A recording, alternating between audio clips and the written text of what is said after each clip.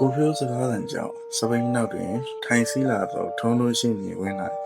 ကိုဖြိုးကွယ်နေရာကြောင့်ကိုအနှဲငယ်ဆောင်၍ရှေ့သို့လမ်းကြည့်လိုက်သည်ဟဲ့ကိုဖြိုးအဲ့ဒါကြီးကဘာကြီးလို့လင်းထိန်နေရလဲလိုင်းကားလားဓာတ်မို့ကုန်တင်ကားကြီးကတော်တော်လင်းလာရဲ့နော်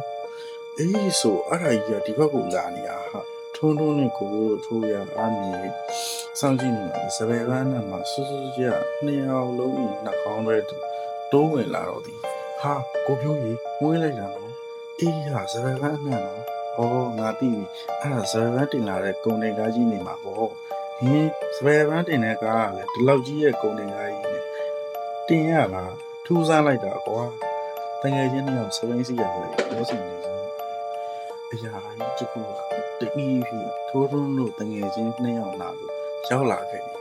ထိုအရာအားပြက်ပြက်သားမြင်လိုက်ရချင်းတကယ်ချင်းနှစ်ယောက်ပါးစပ်အဟောင်းကားနဲ့ငေးမိုးကြည့်နေ